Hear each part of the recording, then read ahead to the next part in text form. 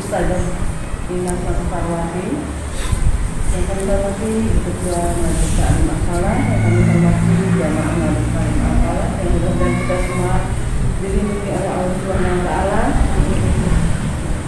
dan tetap bisa melakukan kami dan ta'limnya walaupun masa pandemi ini. Mudah-mudahan dan kejahatan lahir dan batin. Tanpa salawat dan salam hingga salam kita panjatkan kepada Nabi kita Muhammad Sallallahu Alaihi Wasallam, beserta para sahabat sahabat dan juga pengikutnya. Ini dulu marilah kita buka kaji kita sore hari ini dengan membaca bismillah. Bismillahirrahmanirrahim. Kalau saja kita silakan.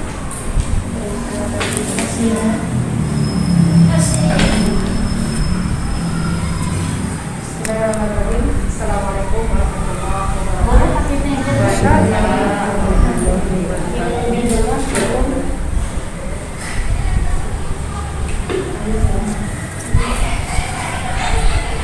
Alhamdulillah,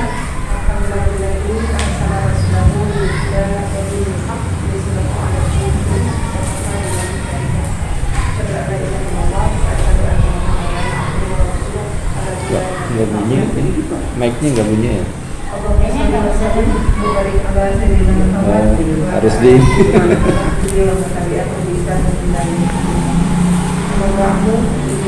syukur kita menjalankan kehadiran Allah Ta'ala.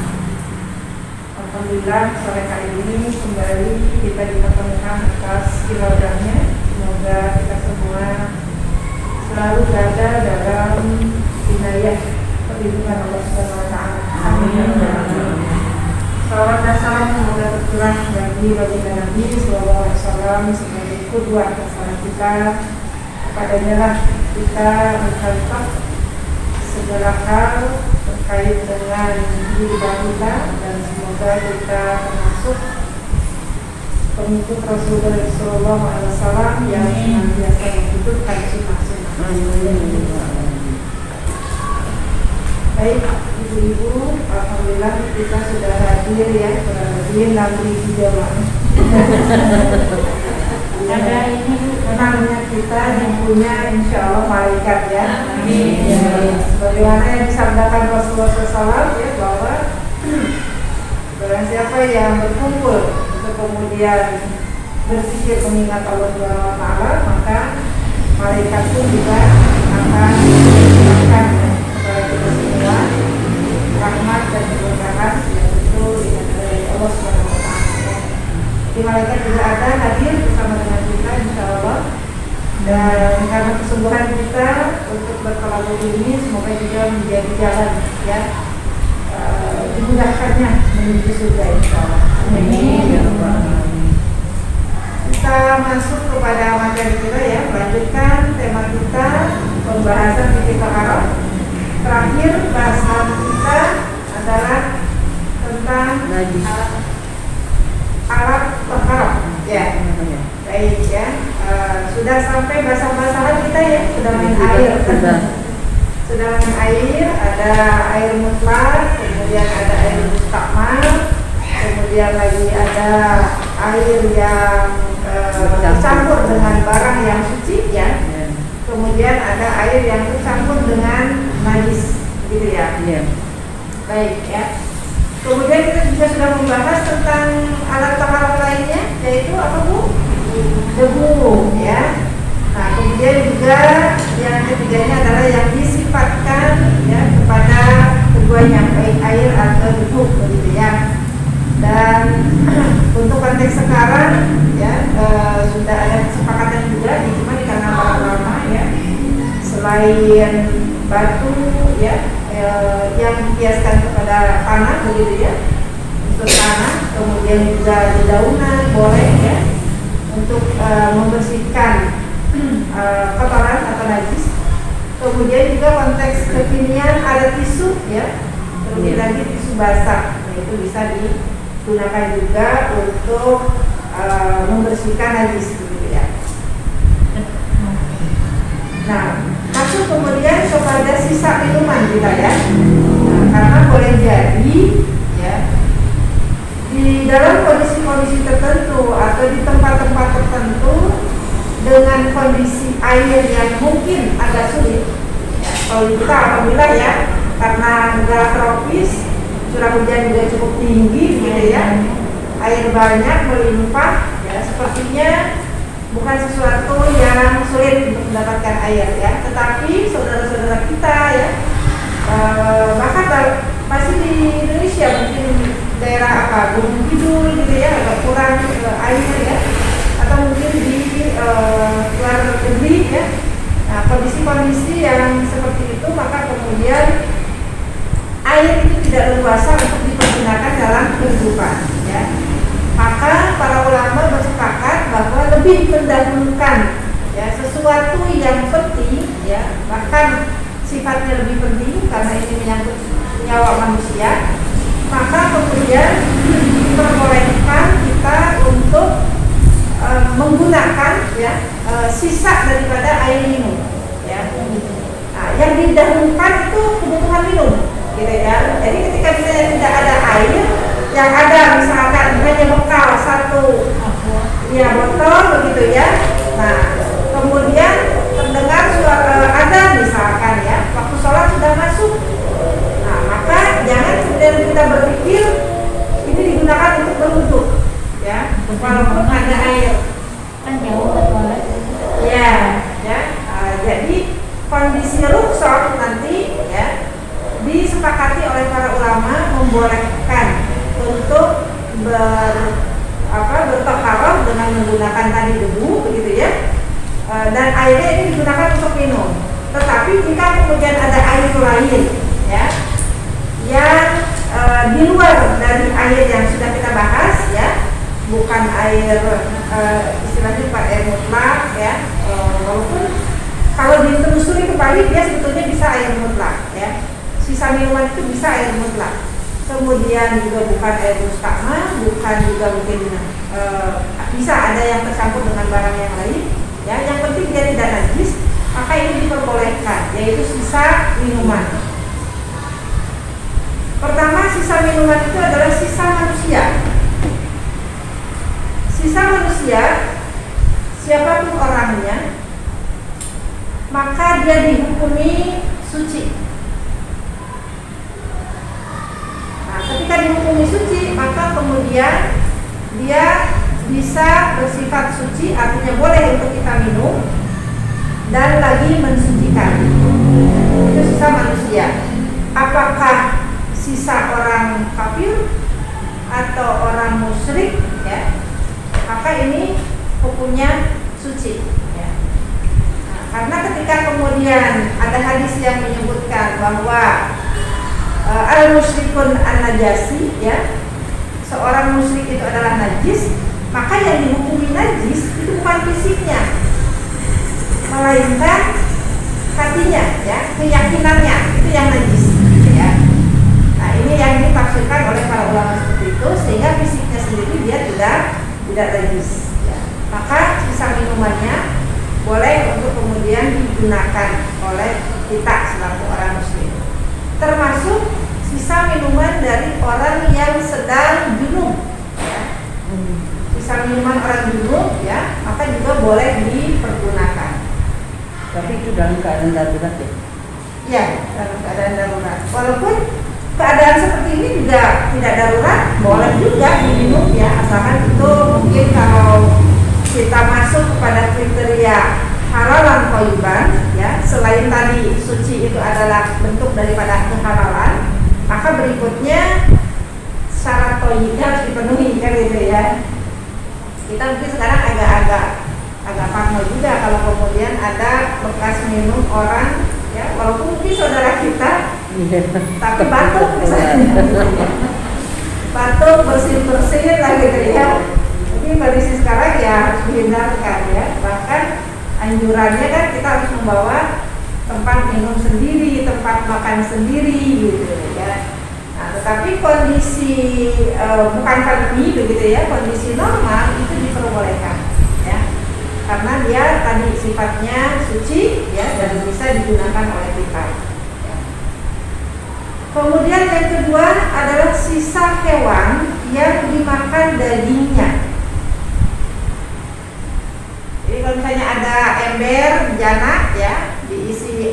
begitu ya. Apakah air sumur, air keran misalnya, atau bahkan mungkin air hujan ya.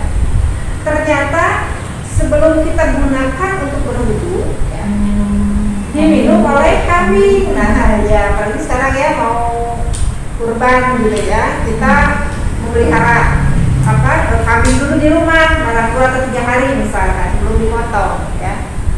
Nah, air di ember itu air yang bersih, suci begitu ya, mau kita gunakan, tapi pas mau digunakan ternyata itu kambing minum dari situ gitu ya, minum langsung ya. Nah, itu dihukumi suci. Jadi sisa hewan yang dimakan dagingnya dihukumi suci gitu, ya, boleh untuk kemudian kita gunakan ya. Nah, kemudian yang ketiga, sisa dari kucing. Nah, ini dikhususkan ini kucing ini ya, karena kata Rasulullah SAW ya, menurut sebuah hadis yang diriwayatkan dari Abu Qatadah, beliau menyebutkan bahwa al-khirrah ya, kucing gitu ya, itu adalah binatang yang berkeliaran di sekitar manusia. Walaupun kucing dagingnya tidak dimakan ya, tetapi ya, karena dia hidupnya di sekitar kita ya, berada di lingkungan kita, maka kemudian sisa dari kucing itu dihukumi suci. Sama tadi ya, seperti sisa kambing gitu ya. Misalnya ada ember tadi ya, ternyata kucing masuk ya ke kamar mandi, kemudian dia mengecap-ngecap yang minum di situ. Maka itu juga dihukumi suci dan boleh digunakan ya. Bahkan Masya Allah ya, sahabat Abu Hurairah ya, yang kita kenal ya, namanya Abu Hurairah ya.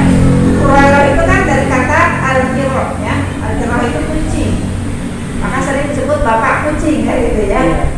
Saking beliau sayangnya dengan kucing ya, saking senangnya dengan kucing dan memiliki kasih sayang yang luar biasa kepada kucing ya. Walaupun tidak semua sahabat begitu ya, ini khusus saja Abu Hurairah. Abu Hurairah itu Masya Allah hidupnya dikelilingi kucing ya.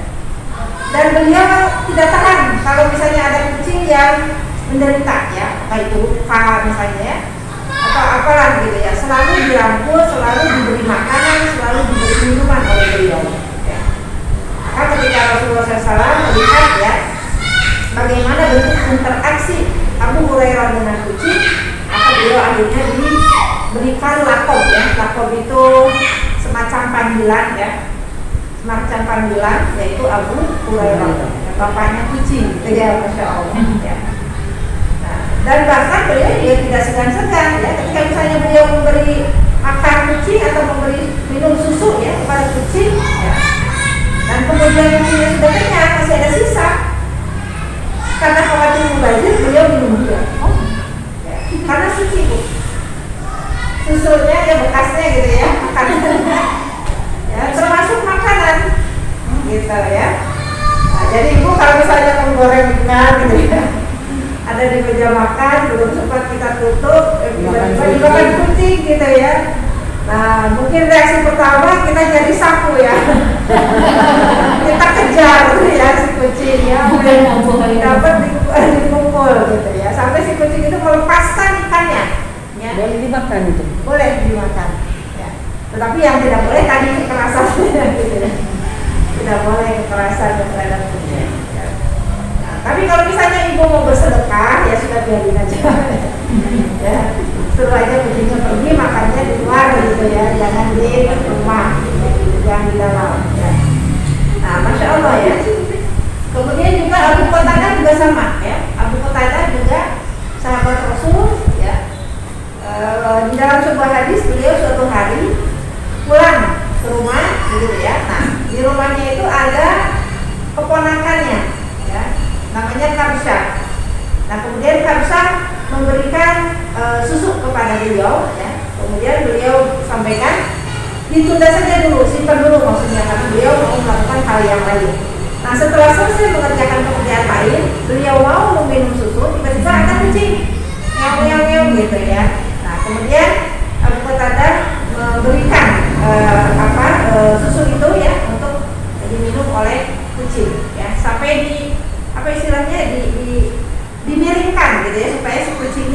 bisa lebih leluasa untuk meminumnya. Nah, selesai meminumnya tidak habis ya, si kucingnya, kemudian diminum oleh beliau sampai habis. Dan keponakannya itu bengong gitu yang lihatnya ya, terheran-heran ya. Kemudian kata Abu Qatadah, wahai Kabsyah, apakah engkau terheran-heran dengan apa yang kulakukan? Iya, pamanku. Kemudian dijawab oleh Abu Qatadah, ketahuilah ya, dulu Rasulullah SAW, karena mungkin Rasulullah sudah wafat ya, dulu Rasulullah SAW mengatakan bahwa al-hirrah ya, kucing itu adalah hewan yang berada di sekitar kita, bekas sisanya ya itu adalah suci untuk kita. Jadi diminum, dimakan gitu ya. Nah, Masya Allah ya. Walaupun mungkin kalau untuk sekarang karena ada makanan kucing ya, takutnya nggak sehat, jangan dimakan oleh kita makanan kucing. Kenapa? Karena kalau dilihat dari zatnya makanan kucing belum tentu halal, gitu ya. Makanan kucing bu ya, yang bentuknya yang butir-butir itu ya, belum tentu halal buat manusia. Kalau dilihat dari apa istilahnya, ingredientsnya ya, apa namanya, komposisinya kita tidak tahu komposisinya apa di situ kan ya. Tapi kalau kita yakin bahwa itu adalah makanan kita gitu ya tadi ya, maka itu boleh dimakan juga oleh kita ya. Nah, baik ya. Kemudian berikutnya yang dihukumi suci itu adalah sisa dari ya keledai, kemudian binatang buas ya, atau juga burung yang buas ya, maka itu boleh suci. Nah, ini kisahnya sebagaimana yang pekan lalu sudah saya sampaikan ya, Rasulullah beserta dengan rombongan para sahabat itu melewati sebuah danau ya, kemudian Umar bin Khattab melihat ada seseorang yang ada di situ begitu ya, kemudian ditanya kepada orang tersebut, apakah engkau mengetahui mungkin binatang buas sudah meminum air danau ini? Kemudian oleh Nabi dikatakan kepada orang tersebut, wahai fulan, janganlah engkau menjawabnya, karena pertanyaannya tidak usah dijawab dan tidak perlukan jawaban. Bagian untuk binatang buas sudah dia minum dan ini sisanya adalah bagian untuk kita. Jadi ini diperbolehkan ya. Mungkin saya dulu pengalaman naik gunung misalnya gitu ya, naik gunung, Masya Allah ya, lagi SMA naik gunung ya, ke Gunung Salak, ke Gunung Pemandayan dulu ya dulu. Nah kemudian ya namanya naik gunung pasti menemukan ya genangan-genangan air, kemudian atau mata air, sungai lah gitu ya. Nah, maka itu suci, boleh untuk kita gunakan ya. Kejadian beberapa tahun lalu ya, yang ada korban di gunung Gunung Salak kalau tidak salah ya, di Bogor ya, pendaki gunung ditemukan ya wafat gitu ya, dan beberapa orang wafat. Nah kemudian dua di antaranya itu sebetulnya dekat dengan sungai ya, ditemukannya jenazahnya itu dekat dengan sungai ya. Secara logika gitu ya, secara logika seharusnya ya, ini terlepas dari takdir ya, seharusnya dua orang ini masih bisa mempertahankan hidupnya karena udah ketemu air ya. Karena sudah ketemu air ya. Karena kan memang kalau manusia itu bisa kuat tidak makan ya. Menurut penelitian itu kurang lebih sepekan ya, 7 hari bisa kuat tidak makan. Tapi kalau tidak minum ya, 2 hari sudah tidak bisa ya. Sudah error ya, sudah perlindungan ya, bahkan ya akan menyebabkan kematian gitu ya. Nah Masya Allah gitu ya, karena mungkin memang yang naik gunung ini bukan pendaki yang memang terbiasa mungkin gitu ya, hanya senang-senang mungkin ya, sedang liburan kemudian naik gitu kan. Nah, sedangkan kalau yang pendaki itu kan biasanya sudah punya pengetahuan ya, dibekali lah gitu ya. Karena pengalaman saya dulu waktu SMA juga ikut organisasi itu tuh ada ada pembekalannya lah gitu ya. Termasuk pengetahuan tentang makan daun Bu, ya pucuk-pucuk daun gitu kan. Nah itu sebetulnya bisa jadi makanan kan untuk para pendamping itu gitu ya. Nah, kemudian pengetahuan tentang jamur yang tumbuh-tumbuh di itu ya, yang mana yang beracun gitu itu masih sempet inilah gitu dulu saya diberi pengetahuan itu. Termasuk masalah air ya, air gitu ya. Walaupun mungkin pikiran kita ini air sungai atau air danau mentah gitu kan ya, pikiran kita kan mentah ya, nggak dimasak dulu ya. Nah, tapi kalau mengingat kepada apa yang disepakati oleh para ulama dari dalil-dalil hadis yang ada bahwa itu adalah suci ya, nah seharusnya pemikiran kita hilangkan lah gitu ya, hal-hal yang tadi ini kayaknya belum mateng, nanti ada bakteri ada apa gitu ya. Jangan ragu gitu ya. Sugesti diri aja ini karunia Allah gitu ya. Dan namanya air sungai dia mengalir ya. Apalagi jernih terlihat, nggak usah ragu, minum aja gitu ya.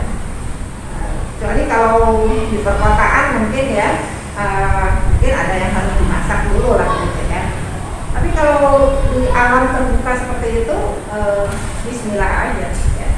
Dan itu alhamdulillah ya, tidak menyebabkan apapun lah gitu ya. Nah termasuk untuk berwudu gitu ya, untuk bersuci maka ini diperbolehkan ya. Itu yang keempat ya. Nah terakhir ya, ini adalah sisa dari anjing dan babi dan ini dihukumi jelas najis ya. Dikembalikan kepada hukum dari anjing dan babi itu tersendiri ya, binatang itu sendiri ya. Walaupun untuk binatang anjing ya, ada ulama yang berpendapat bahwa yang dinajiskan itu adalah wilayah moncongnya, mulutnya ya. Jadi sekitar mulut, hidung itu yang dihukumi najis, yang lainnya tidak gitu ya. Nah, tetapi ada juga ulama yang berbeda pendapat ya. Untuk anjing itu semuanya dihukumi najis. Karena boleh jadi gitu ya, namanya badan ya, apalagi ini hewan, sesekali dia akan menjilat ya, menjilat kakinya ya, menjilat badannya gitu ya. Maka karena ada jilatannya dan khawatir apa namanya moncongnya juga mungkin kena ya, maka itu dihukumnya najis ya. Walaupun kita tidak melihat secara kasat mata gitu, tapi karena dia udah melekat maka itu dia hukumnya najis ya. Nah ketika anjing meminum maka tentu ini berkaitan dengan mulutnya ya, moncongnya, maka itu dihukumi najis ya. Seluruhnya ya, artinya sisanya ya, berapapun banyaknya air itu maka itu akan menjadi najis gitu ya. Nah demikian juga dengan babi, ini sudah sangat jelas kalau babi ya, karena semuanya ya unsur daripada babi maka itu adalah najis untuk kita ya. Dan ini luar biasa yang namanya babi itu ya, apapun ya yang unsur dari babi itu ya, menurut penelitian itu ternyata semuanya bermanfaatnya dan murah juga. Beda dengan sapi gitu ya. Nah, orang memproduksi sosis misalnya ya, sosis itu lebih murah menggunakan usus babi dibanding dengan usus sapi ya, karena sangat murah ya. Dan hidupnya babi itu mudah gitu ya, tinggalin aja si babi itu ya, jangan dikasih makan dia bisa hidup, iya bisa hidup ya, bisa makan dari kotorannya sendiri ya, gitu ya. Kemudian berkembang biaknya cepat ya, kemudian juga tidak mudah kena penyakit ya. Dan dia tumbuhnya juga cepat juga gitu ya.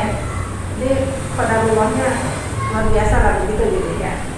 Nah, kalau ada yang bertanya kenapa kalau kemudian Allah Subhanahu Wa Taala menciptakan babi, Kalau dilarang juga. padahal dilarang ya.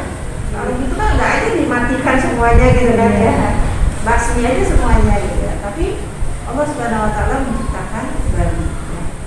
Nah jawaban yang paling tepat tentunya ya, kenapa Allah menciptakan babi itu adalah untuk ujian ya, menguji kita orang-orang yang beriman insya Allah ya.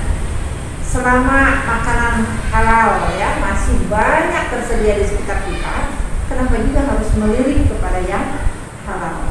Ya. Yang haram maaf ya. Padahal yang haram itu kan jumlahnya hanya sedikit, yang haram ya sedikit sekali. Kalau dihitung gitu ya, nah, paling ada berapa ya yang tidak boleh itu kan babi ya jelas, anjing tadi ya, kemudian kalau hewan ya kucing ya, binatang buas ya, harimau gitu ya, kayak gitu. Ya yang bertaji juga kalau burung ya, seperti orang gitu ya, gagak lah ya. Bertaji, bertari gitu ya, yang punya cakar gitu ya, itu diharamkan. Buaya, ular apa, yang buas lah gitu ya. Termasuk binatang menjijikan, namanya juga menjijikan ya. Tentunya harusnya kita tidak usah penasaran. Bisa seharusnya ya manusia itu ya.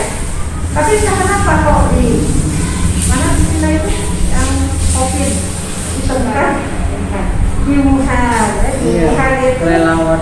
iya lah kelelawar bilangnya sama kelelawar dimakan. Yang saya heran tuh, saya dapat postingan tuh anak kecil ya, orang sana gitu ya, anak kecil mungkin 3 tahun atau 2 tahun, dia dikasih katak kecil bu, katak yang masih kecil padahal masih ada ekornya ya, berenang-renang gitu di mangkok hidup.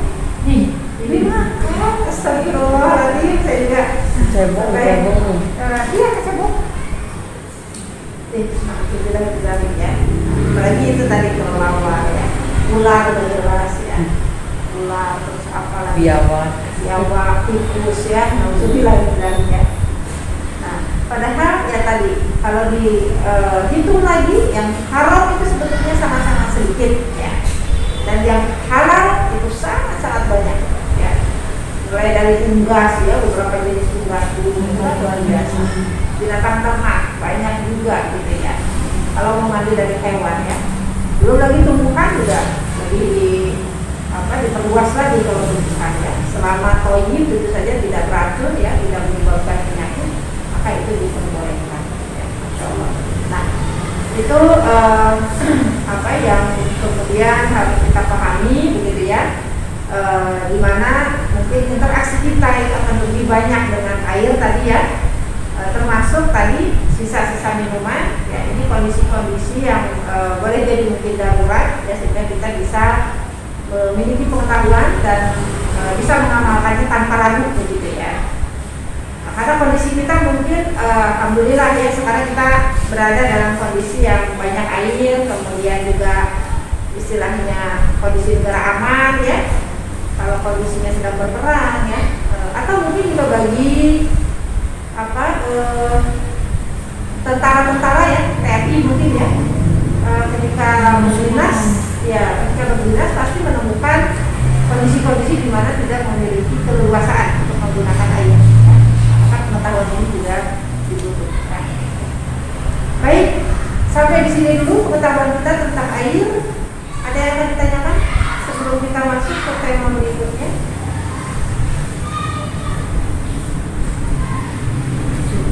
Alhamdulillah kalau tidak ada ya. Baik ya, kita masuk ke tema berikutnya ya.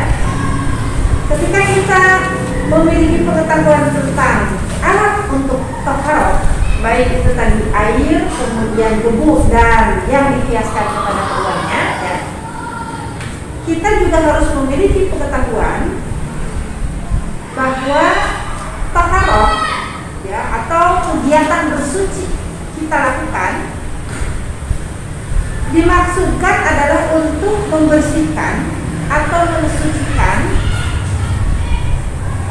sesuatu yang dihukumi najis dan untuk mensucikan hadas, gitu kan ya. Jadi bersuci itu ya, atau taharah itu dimaksudkan ya untuk mensucikan ya, dari sesuatu yang dihukumi najis dan juga hadas. Karena kalau sifatnya kotor biasa ya, tidak ada najis gitu ya di dalamnya dan tidak ada proses hadas, tidak jadi masalah gitu ya. Nah yang jadi masalah itu yang dua itu ya, pertama najis, yang kedua hadas. Ya. Nah ini sering ya kita dengar ya. Kira-kira ibu-ibu ada yang tahu perbedaan najis dengan hadas? Sering kita mendengar ya. Najis itu kotoran. Najis itu kotoran. Berikutnya hadas. Hadas itu berhubungan dengan seperti setelah junub gitu, apa air. Setelah junub, berhubungan setelah junub atau Air, nifas. Baik. Ada yang lainnya?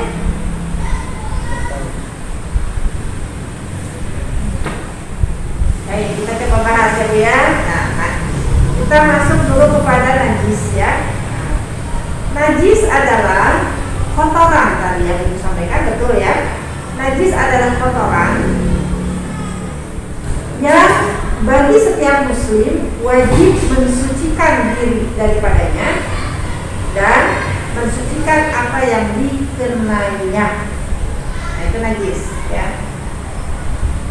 Jadi memang dia kotoran.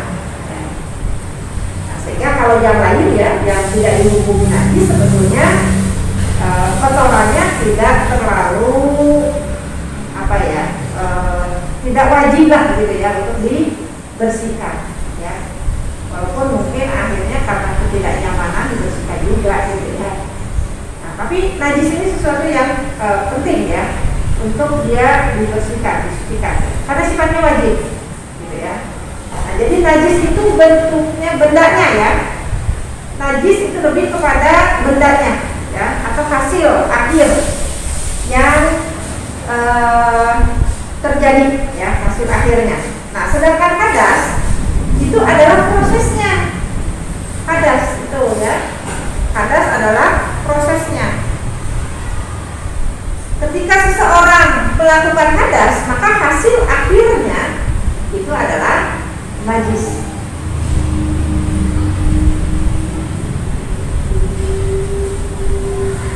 Bisa dipahami Bu ya. Jadi ketika manusia ya ataupun juga hewan ya, dia melakukan hadas ya, maka hasil akhirnya adalah Membersihkan. najis.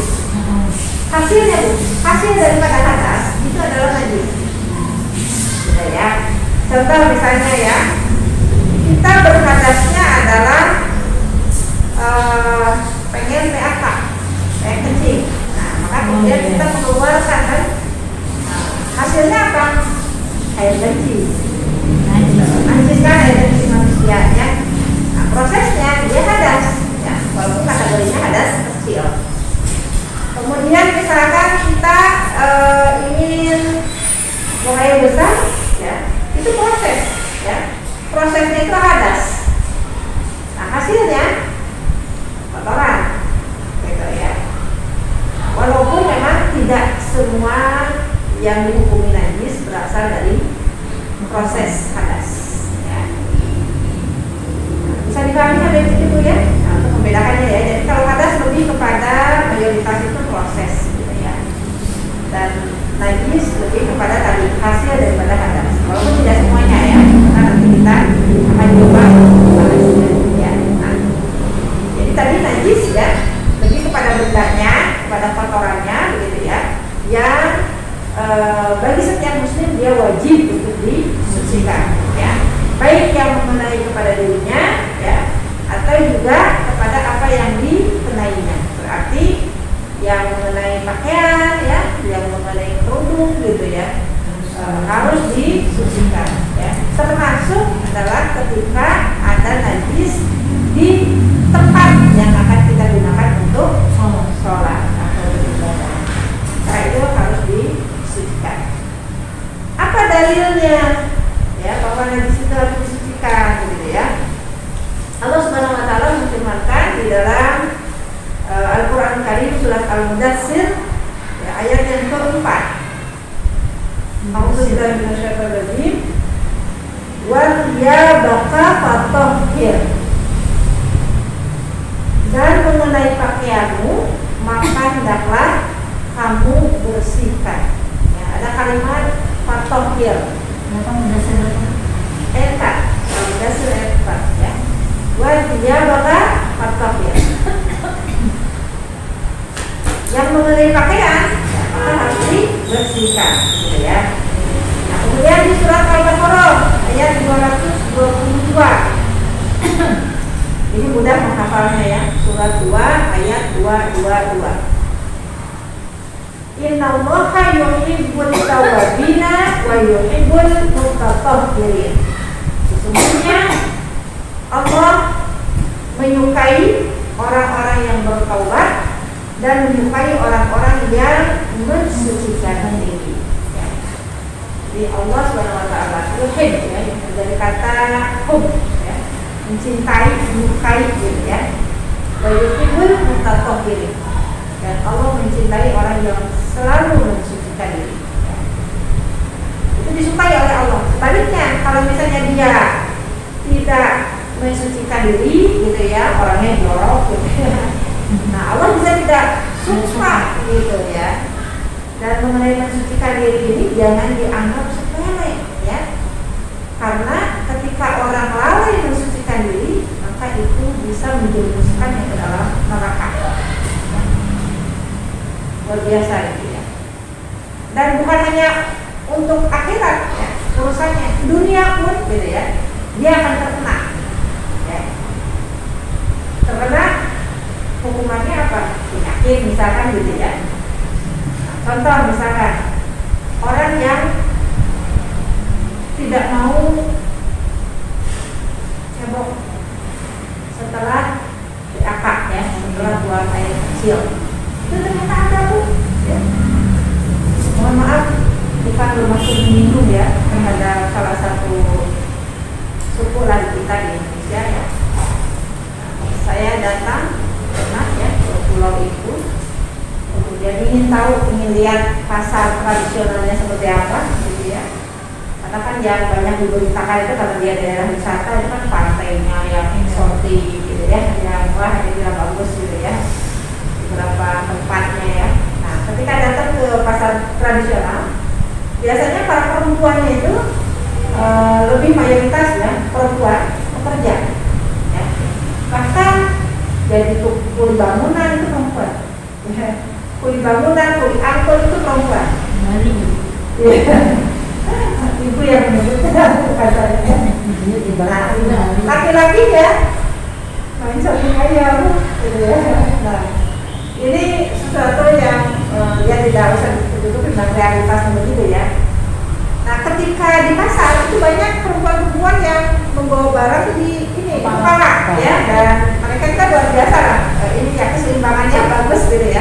Jalan bisa cepat, tapi di sini penuh bawaan di kepala gitu ya.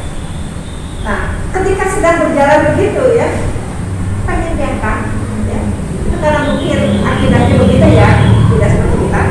Jadi dimanapun dia akan mengangkat kainnya, ada yang jongkok juga, ada yang jongkok ya, kemudian jongkok, barang ya, gitu ya. Ditarik kainnya ya, karena kan biasanya sarung ya, kain sarung gitu ya. Ditarik, kemudian jongkok keluar. Setelah itu dia berdiri lagi ya, enggak, boro-boro cebok, bukan di pinggir jalan, di jalan. Udah jalan lagi gitu ya. Nah, itu kebayang kan apa namanya penyakit yang ditimbulkan gitu ya. Karena kalau bagaimanapun juga yang namanya kotoran itu ya Pasti ada bakteri. pasti ada bakterinya ya yang dikeluarkan ya. Apa istilahnya kalau dalam sistem tubuh kita, kalau dulu belajar biologi mungkin yang masih pada ingat ibu-ibu yang pernah belajar biologi, sistem ekskresi ya, sistem pengeluaran dari tubuh ya. Itu semuanya mengeluarkan kotoran ya, yang tentu istilahnya semacam detox gitu ya, mengeluarkan racun ya, apa yang buruk ya, keringat gitu kan ya, itu ada bakterinya yang dikeluarkan, air kencing ya, termasuk kotoran gitu ya. Pokoknya yang keluar sama tubuh ya, itu semuanya mengandung racun, bakteri ya, kemudian virus juga ada ya. Nah, maka di air kencing ya itu banyak bakterinya ternyata. Saya dulu alhamdulillah pernah mengenyam sekolah di D3 sekolah analis kesehatan dan belajar ya mata kuliah mikrobiologi. bagaimana melihat di mikroskop ya, dari satu tetes air kecil, ya, cuma satu tetes air kecil gitu ya, ke kaca preparatnya, kemudian dilihat di mikroskop dengan diperbesar ya, 100.000 kali gitu. Itu bakteri itu jalan-jalan gitu, Hidup ya. hidup, iya. Nah, kita kan nggak lihat ya, secara kasat mata nggak bisa lihat. Hidup ada gitu ya, dia jalan-jalan ya. Itu luar biasa, insya Allah ya, keagungan Allah Subhanahu Wa Taala, dan ini bisa menjadi pengetahuan kita ya bagi umat Islam. Ternyata gitu ya, syariat Allah Subhanahu Wa Taala itu semuanya adalah untuk kemanfaatan umat manusia gitu ya. Nah, masalah pengaruh gitu ya, nah ini harus diperhatikan karena itu tadi gitu ya, setiap pengaruh yang keluar itu dipastikan membawa kuman penyakit gitu ya. Nah, jadi di dunia ketika dia tidak mensucikan dirinya ya, pasti dia akan membawa penyakit ya, gatal gitu kan, lumayan lah ya, gatal akhirnya jadi ruam merah ya, digaruk tambah pula gitu ya, ya udah penyakit kulit minimal gitu ya. Nah demikian juga dengan buang air besar ya, kalau tidak dibersihkan ya pasti ya akan menimbulkan sesuatu yang sifatnya penyakit ya. Nah, apalagi di akhirat gitu ya, di dunia aja udah diberi peringatan seperti itu ya, kalau masih tetap gugur ya, dia tidak melakukannya dan kemudian ditakdirkan meninggal, wah ya ini masya Allah mencelakakan ya. Pernah Rasulullah SAW ya, melakukan sebuah perjalanan dengan para sahabat. Tiba-tiba kendaraan yang ditungganginya meringkik ya, wah meringkik ya. Nah ketika kemudian dilihat sekitarnya ternyata melewati 2 kuburan ya, mungkin ada yang pernah baca ya, hadisnya atau kisahnya ya, 2 kuburan.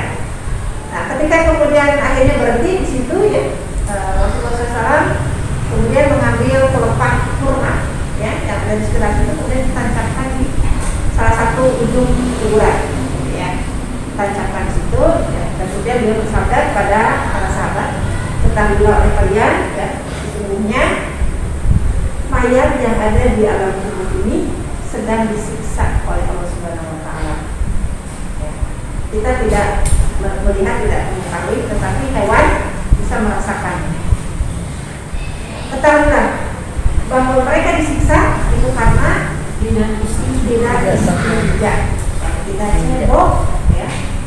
Itu kan luar biasa gitu ya, akibat yang kemudian dialami ya. Alam kubur aja udah mengalami azab ya. Nah ini dari ini juga hadis ini sekaligus ya memberikan pengetahuan, informasi kepada kita bahwa azab kubur itu adalah ada, sesuatu yang pasti ya. Dan ini harus kita imani gitu ya. Jangan sampai kita tidak percaya dengan azab kubur ya. Mana ada azab kubur gitu ya. Sampai sekarang juga orang nggak ada yang memberitahu ya, iya orang udah meninggal nggak mungkin ya bangkit dari kubur ya, kecuali film Susana kali itu. Yang tahu film Susana udah kelihatan tuanya ya, umurnya ya, bangkit dari kubur gitu ya. Nah, karena dia juga tidak bawa HP ke kuburan, tidak menulis status gitu, tidak ngasih informasi ya. Itu sesuatu yang tidak bisa diakui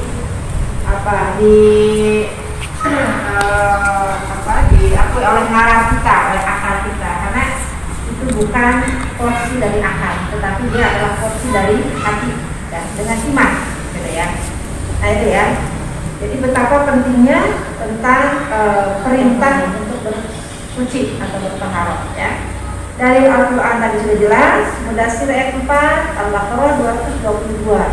Kemudian berikutnya dari hadis dari Rasulullah SAW ya, ketika Rasulullah bersabda at-tahuru syatrul iman ya, atau mungkin dalam kalimat yang lain ya, pengertiannya sama atau kalimatnya berbeda ya, an-nazafatu minal iman ya, bahwa bersuci itu adalah sebagian dari iman, atau kebersihan adalah sebagian dari iman.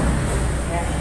Nah, ini menunjukkan orang yang peka terhadap kebersihan, maka ya, dia memiliki iman dalam hatinya.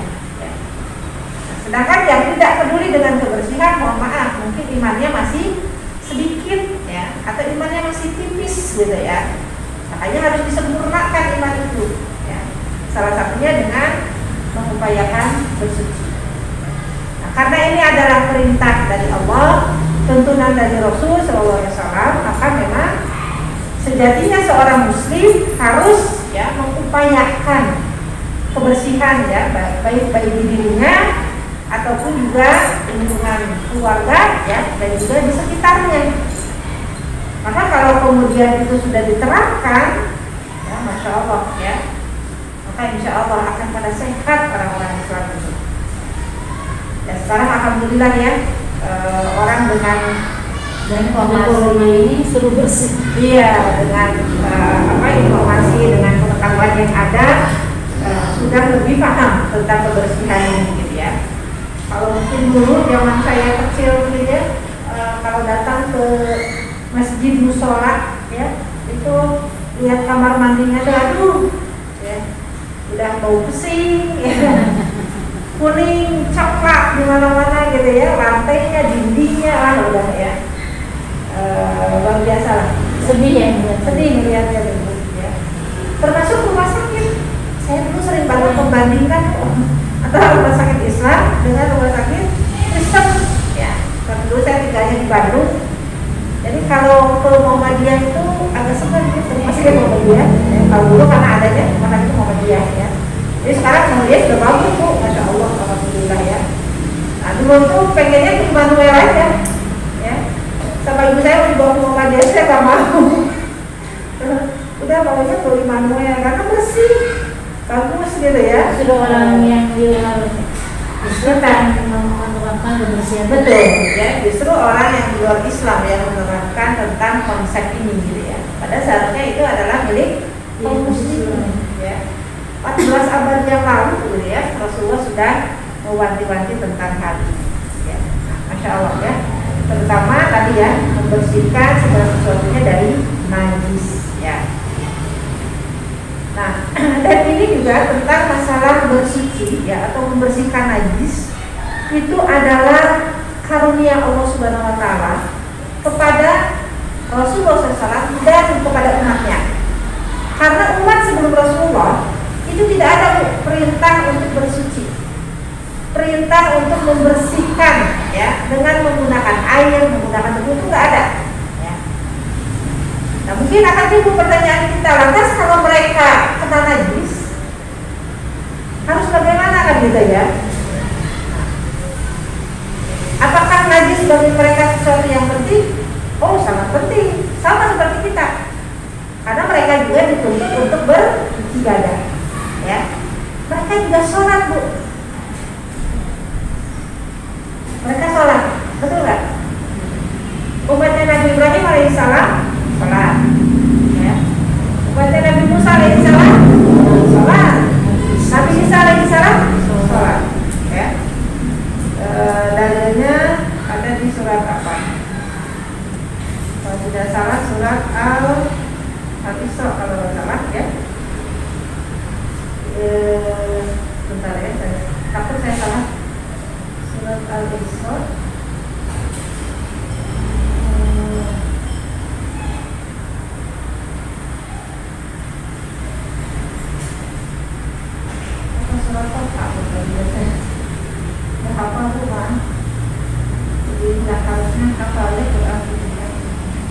Nah, ini nih, ya.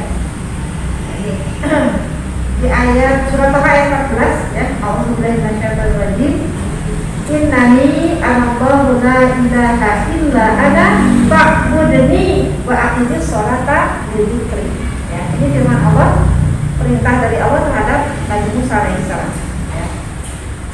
Innani, sesungguhnya aku, kata Allah, ya. Aku adalah Allah yang tidak ada Tuhan selain daripadaku. Fa'budni, ya. Maka beribadahlah kamu, wa aqimis sholata lidzikri, dan dirikanlah sholat untuk mengingatku. Itu perintah dari Allah SWT terhadap Nabi Musa alaihissalam. Jadi Musa diperintah sholat, umatnya juga sama diperintahkan untuk sholat. Ya. Nah, sehingga yang namanya sholat, ya itu syariatnya sama, harus mensucikan diri terlebih dahulu. Ya. Cuma jangan tanya saya gimana umat Nabi Musa sholat, gitu ya. Tata caranya gimana saya tidak tahu, karena saya tidak hidup di zaman Nabi Musa ya. Nah, ini bangkai ikan, maka dia dikecualikan. Apapun ikannya, ya, ketika dia menjadi bangkai, maka dia halal. Jadi, harus merujuk kepada syarat thayyib, ya, bukan sekedar halal. Karena perintahnya adalah halalan thayyiban untuk dikonsumsi, ya. Maka bangkai ikan, ya, baik ikan laut ataupun juga ikan air tawar, maka itu boleh dimakan dan bukan najis, ya. Berikutnya belalang, walaupun sampai sekarang kita belum pernah makan belalang, ya. Dan sepertinya tidak akan mau kalau ditawarin juga, kalau ada gratis gitu ya. Saya pernah lihat di mana ya, itu di daerah apa gitu ya, dijadikan sate kemudian digoreng ya, katanya gurih ya, kriuk-kriuk gitu ya. Walau ya. Cuman saya Masih ada yang lain. ya, masih ada yang lain lah gitu ya, kalau yang kriuk-kriuk ya, boleh yang lain aja. Nah, ini belalang boleh ya. Kemudian yang dikecualikan lagi adalah bangkai binatang yang tidak punya darah mengalir. Nah, itu bukan najis ya. Bangkai binatang yang tidak punya darah mengalir. Contoh cicak, kan tidak punya darah mengalir kan? Kalau badannya terpotong kan tidak ada darah. Ya. Dia bukan najis. Ya. Nah, kemudian apa lagi yang tidak punya darah mengalir?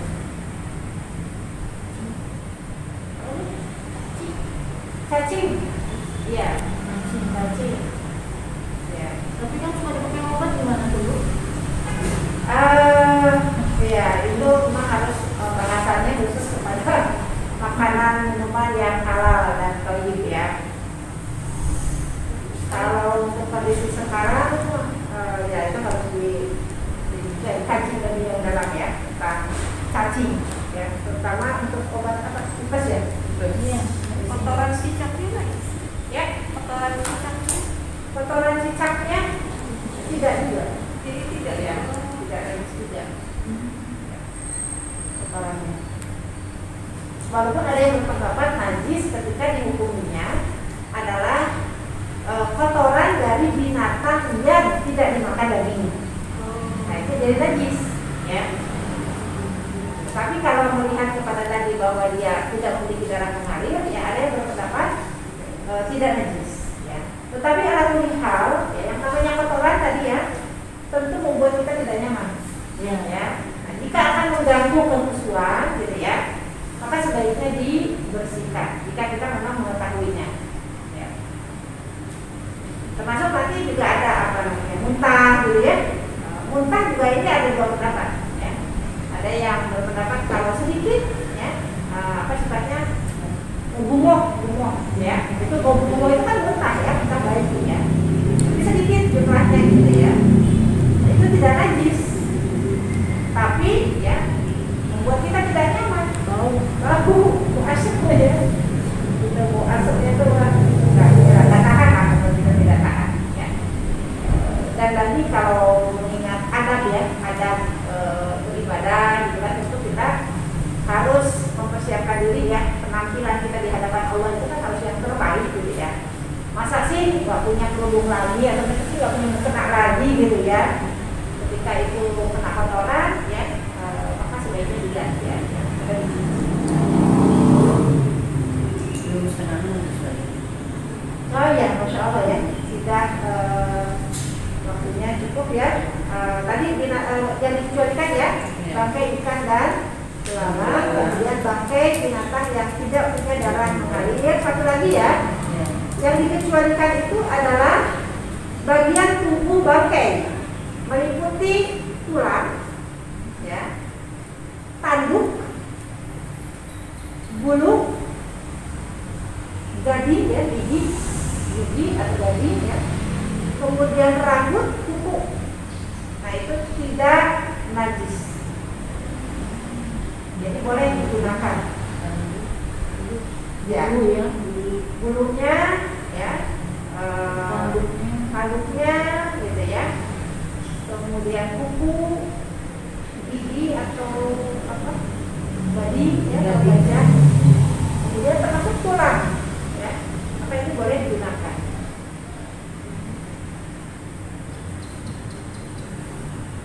Bulu misalnya ibu mau pakai bulu apa, bulu merak, atau misalnya bajunya dari kulit bisa, kalau bisa halal ya, kulit buaya, baju dari kulit buaya masuk dari kulit ular misalnya bajunya ya, nah itu boleh digunakan ya, digunakan sholat ya, boleh ya. Dia tidak najis, apalagi setelah disanksikan ya. Apa itu ya Bu ya? Dari bahasan baru pertama nih, bahasan tentang najis yaitu bangkai ya. Mudah-mudahan menjadi pengetahuan kita dalam keseharian gitu ya, dan bisa memudahkan kita dalam mengambil tindakan gitu ya, jika kita menjumpainya. Baik, karena waktu yang sudah tidak memungkinkan. Ya Bu, bertanya Bu. Oh iya, baik. Kasus yang seperti Ibu lihat tadi, pemotongan ayam. Sekarang kita beli ayam di tukang sayur ya, dan di pasar sendiri, kadang-kadang sudah dibersihkan, sudah ini tinggal pilih. Dengan cerita Ibu tadi kita ada rasa keraguan juga apa ayam itu diperlakukan seperti itu. Ya. Apa yang harus kita lakukan setelah kita beli ayam di tukang sayur atau di pasar sendiri? Baik ya, kalau saya Bu, saya secara pribadi gitu ya, ketika datang mau membeli itu, saya akan bertanya ya, itu sambil bercanda ya, pertanyaannya apa serius, bukan integrasi lah gitu ya, si abangnya itu, Bang abang mesti ya, iya, ya dong, Bang ini di sembelihnya pakai muslim, dia nunggu pakai muslim gitu ya. Nah dari situ kan kita sudah bisa mendapatkan informasinya. Sehingga karena dia adalah muslim dan tentu yang harus dibangun terhadap sesama saudara seiman adalah husnuzon, berprasangka gitu ya. Maka saya percaya kepada dia bahwa dia karena dia muslim, kemudian setelah ditanya menyembelihnya dengan cara Islam ya, dengan bismillah gitu ya. Maka saya percaya bahwa ayam itu memang layak untuk dikonsumsi, halal ya. Nah, kalaupun misalnya ya dia ada kesalahan atau Ya tadi dicemplungin ya, dia akan mungkin buru-buru apa gitu ya, banyak pelanggan dicemplungin langsung karena pengen segera mati. Nah itu tanggung jawabnya kepada Allah. Selama kita tidak melihat langsung ya, maka harus juga ini yang ditetapkan ya. Kalau saya seperti itu ya. Karena aku kadang-kadang saya juga cerewet sama teman saya, kadang-kadang aku lihat motornya ya lebih bagus kalau bilang ibu bisa gitu ya melakukan hal itu, silakan ya. Itu bisa lebih menambah kepada kepercayaan kita ya, dan ketenangan ya dalam mengkonsumsinya. Baik, ada lagi? Tidak ada. Baik ya, kalau tidak ada kita cukupkan sampai di sini. Terima kasih atas segala perhatiannya dan mohon maaf jika ada hal-hal yang kurang berkenan. Saya kembalikan lagi kepada ibu. Terima kasih Ustazah atas ilmu yang telah disampaikan.